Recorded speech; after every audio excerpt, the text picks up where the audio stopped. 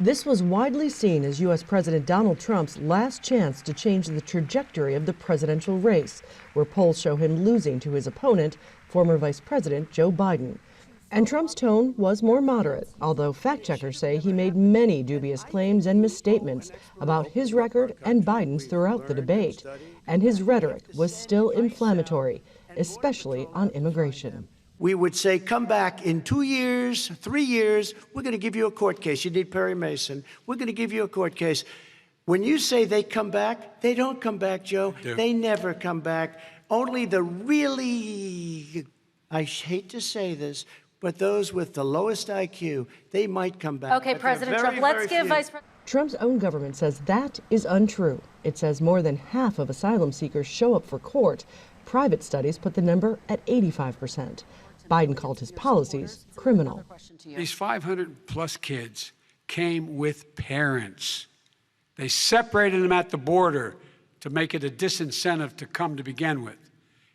Real tough. We're really strong.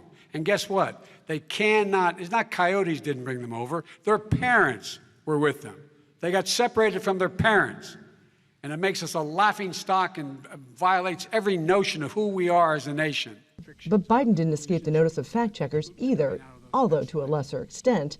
And his exchange with Trump on the future of big oil has emboldened Republicans.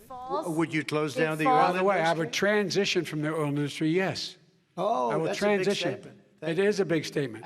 Analyst Nyambi Carter thinks in a race where most voters have already made up their mind and tens of millions have already voted, the back and forth on immigration could hit home.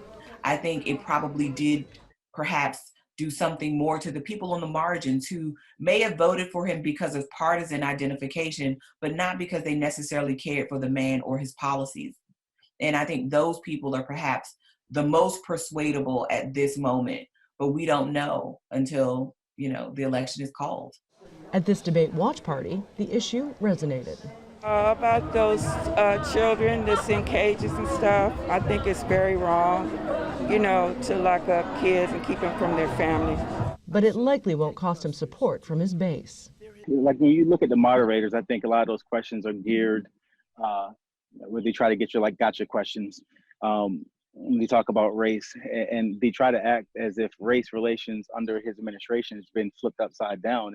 This race is a referendum on Trump, his policies, his personality, and this final debate made clear to those who are for and against him exactly what and who he is as the clock ticks down and millions of votes are cast each day.